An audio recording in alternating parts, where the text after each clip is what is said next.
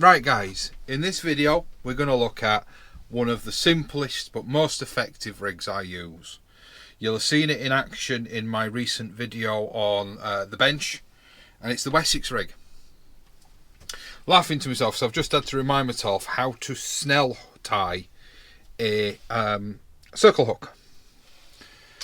Now if you can snell tie a circle hook, you are, according to more experienced fishermen than I, almost guaranteed to increase your hookup with circle hooks. So without further ado, let's get into tying the Wessex Rig.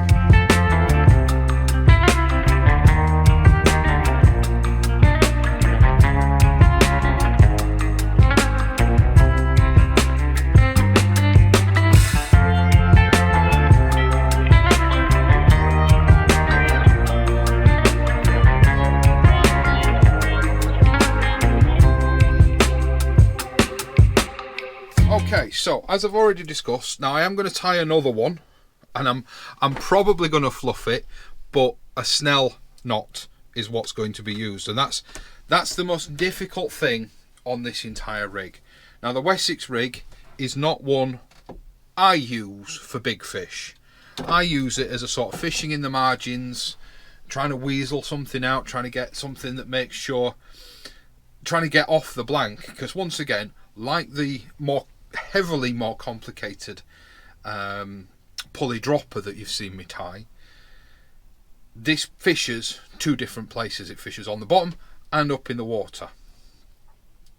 You've got a running lead, which is a nice little added feature, but we're going to tie this in the simplest form. We're going to use crimps, beads, swivels. It's going to be the most basic version we can tie.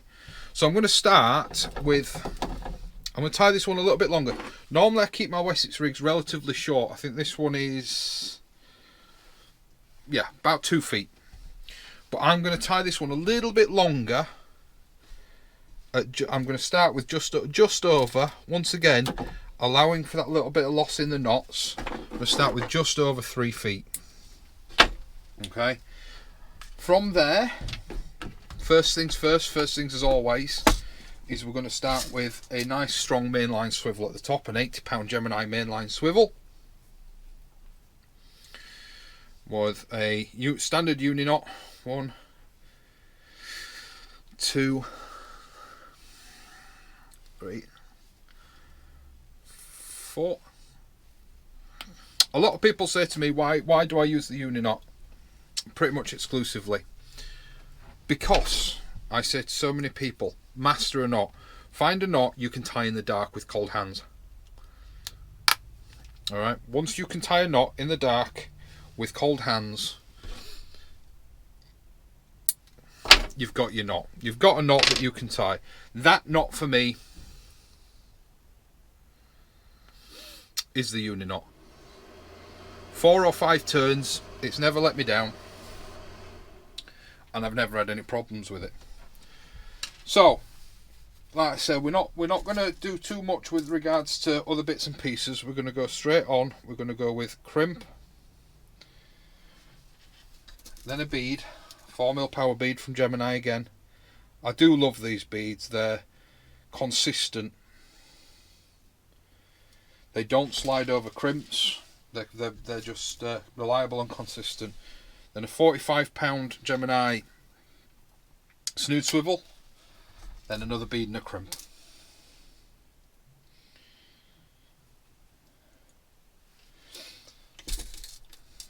Okay, no springs, no nothing. That's your top hook done. Alright, next up is the running ledger. We need to bear that in mind. So on this one, on this one, we're going to use one of these, a Gemini pulley bead. Now, if you've got a swivel on the main line of your reel, I don't know where I'm going with this because it's kind of irrelevant. Sorry. Yes, this, now what you use here is going to depend what you attach your leads with. Now, personally, I think this is a bit of a shortcoming on Gemini's front. If I'm going to use a running lead, that's not going to work, is it? You can't. But what they do have is these link clips. All right. It is adding a bit of bulk to your rig, but I mean, your other option is to use a lead with a built-in rig clip. But for this rig, I hasten to add, I've got a Gemini lead here. For this rig, you don't need a rig clip. It's not a clip down rig, so that, you know, is perfectly ample. This rig works great with rotten bottoms, although I would only use it on smooth ground because you've got that trailing hook. So for this instance, I'll be using a link clip and a pulley bead.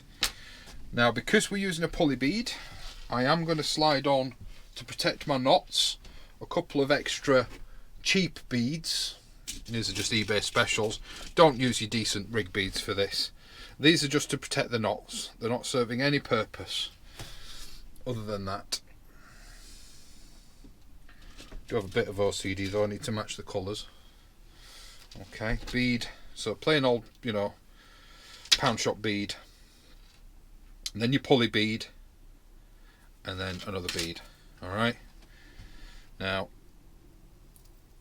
you will find probably that your pound shop beads are going to slide over your crimps, like this one has. Don't worry about it too much, you sort it out in a bit.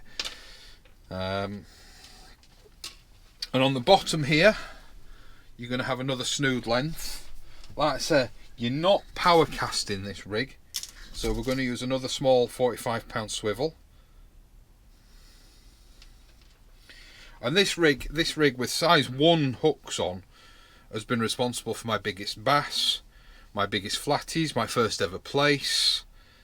You know, I've had all sorts on it. And it's in stark contrast to the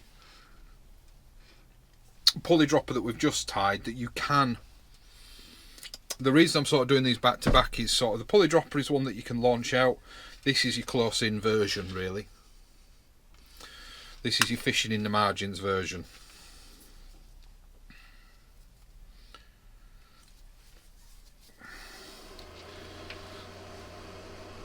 So this is the one you can scratch with it. You can, like I say, you can keep it in close. There's no rig tubing, there's no fancy bits and pieces. It's just a straightforward rig. So that's your body done. Time for the hook lengths. Now for me, on this rig, because it's not a big fish rig, I'm going to use £20. Okay. On that top hook length, I'm going to go with around about a foot. Alright, short hook length up top.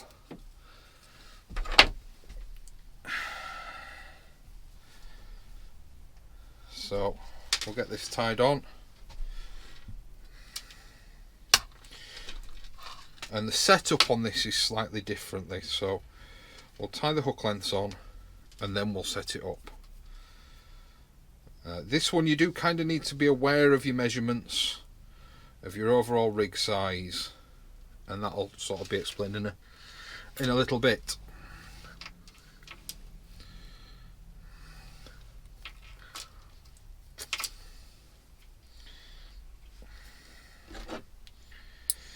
Now my top hook is where I use the snell knot, the sorry, I'm laughing to myself because I know I'm going to fluff tying this, but it's where we use the snell knot. Alright, probably should have given myself a bit more rig body, bit more hook length to play with, but we're going to go for it anyway. So it is important you always go through the front of the hook. Alright, so the front of the hook, so you always start by going through the front of the hook. Alright, you turn it, you see it's going top to bottom or through the front.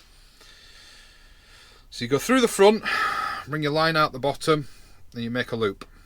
Alright, hold that loop in your finger, don't let go of that loop because you're going to need that. So you've got your main line going through the eye and then your tag end going over, and we're going to wrap this 4 or 5 times.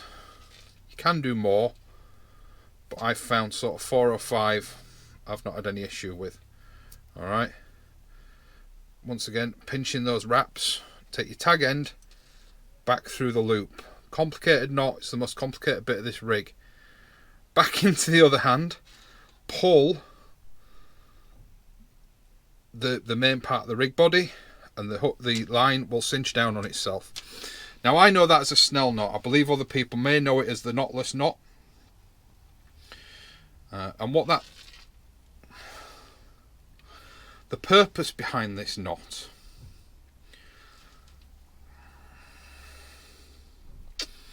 is to work with a circle hook. It's to make the circle hook more self-setting. You'll see the hook wants to turn on the line, yeah? It wants to rotate, it wants to turn into the mouth. So that's why we go with that knot. The bottom hook on this one is just a J hook. Alright, so we're just going to use the same as we did on the other rig. We're going to use a good old 2/0 Manta Extra, and my bottom hook length I'm going to snip it at 2 foot. So if you remember, the overall rig body was 3 foot. Now you've not got to stick to these measurements, but you need to stick to sort of the percentages. So if you remember the overall rig body, we started at 3 foot or just over 3 foot, so that the rig body should have come out at around about 3 foot once we've tied the knots.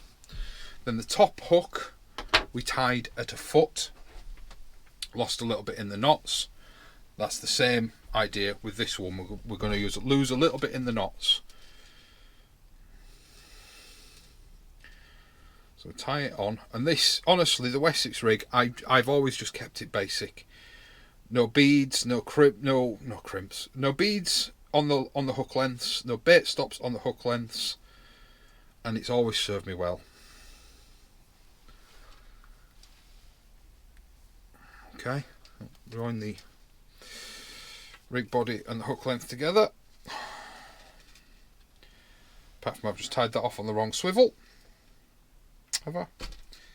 Yes, I've just tied that off on the wrong swivel. Never mind. Clip that off, save that bit of line for something else. Cut myself another piece. Because I'm rushing. Because I'm trying to keep the videos relatively short, I'm rushing. And I'm hooking myself.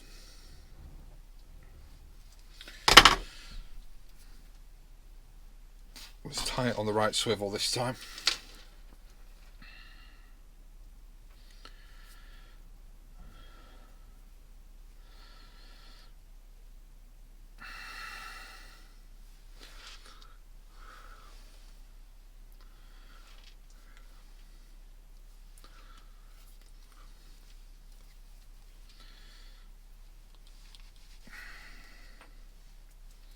Snippy snips. Oh yeah. Okay. Bottom hook, like I said, just a J hook. You could put a circle hook on the bottom. For some reason I always tie them with a J hook on the bottom. Don't really know why. I think it's because I prefer to put a worm bait on the bottom and then a piece of squid in the surf. Or a bit of crab, or a meat bait or a fish bait and then a worm on the bottom, and I tend to find that worms work better, or worms present better on J hooks when you've got a bit of sort of hook shank for them to sit on.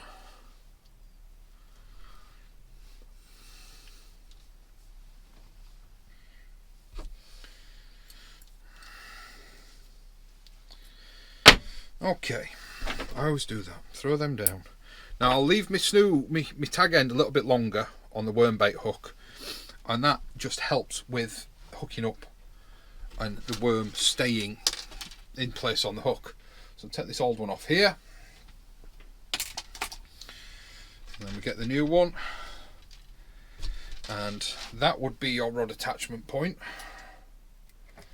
and then the lead would go on there, but we need to set the rig up first because everything at the moment is still just completely free running. So we'll get that out of there.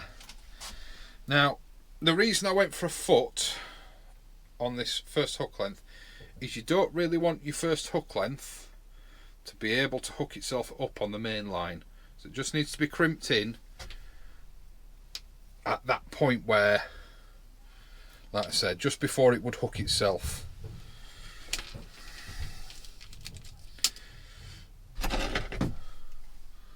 So we've got this top crimp here. Crimp you down. Make sure you're in place. Yep.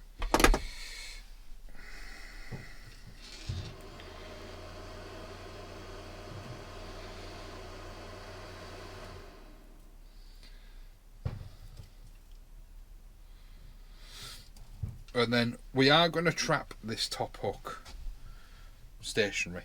Alright. So we are going to trap it.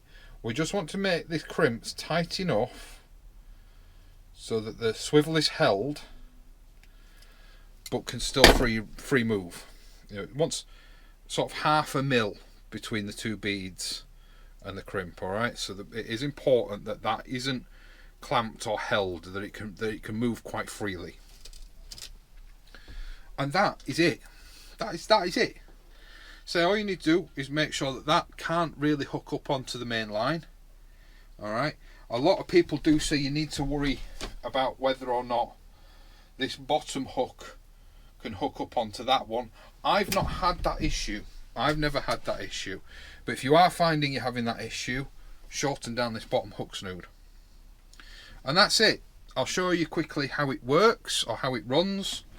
Where's that lead gone? I'll pop it back up here. I did.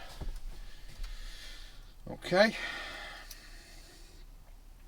So you cast it out, like I say, it's a free running rig, it's not a clip down rig, it's not a distance rig, and then your lead sits, so your lead sits free running between your top hook length and your bottom swivel that you can't see. Alright, so that's free running, and then that sits on the bottom, and that means that any shy biter is going to not going to feel that lead straight away. And that is the Wessex rig. Very, very simple compared to the last one, and one that I just love. I just chuck it, like I said, just the other side of the surf. And on the east coast, it'll pick your bass up, it'll pick your whiting up, it'll pick your flatties up. It's great all-round rig for short distance casting. You really don't need to chuck it. I also find that this works great for the kids. So Rosa on a short bass rod, chucking it into the surf, tie the hook length a bit shorter, and it works a treat. Works a treat. And if you get onto the beach, if you followed my ingredients, my measurements, and you get onto the beach and you do find that this hook length is wrapping up in your casting, cut your hook off and half it. You're on a running lead, so it shouldn't have a great deal of impact if you do want to cut it down. But the important one is to try and minimise the chances of this one hooking up and catching up on your mainline attachment point. But that's it for the Wessex rig. Stay safe, tight lines. Don't forget to like, share and subscribe. Thank you to Gemini and thank you to Sakuma. I'm getting on brilliantly. And a lot of these rigs, in fairness, that you're going to see and you have seen, I'm tying for the first time with Gemini rigs. And I'm just doing it. I'm looking at the components and go, oh, that would work there instead of that, and that would do that instead of that. This is why I'm doing 2 sets of building videos, because I want you to be able to build the rigs with what you're familiar with, what you can get hold of. That's the primary thing, what you can get hold of. And I love this rig. I love the Wessex rig. I think it's a great rig. It's from it's not my design, obviously. I mean, I've never come up with a rig, especially not one as simplistic as this. It's designed by Fish Locker John, and I get on with it swimmingly. Never had any problems with it. Until next time, guys, stay safe, tight lines. I'll see you later.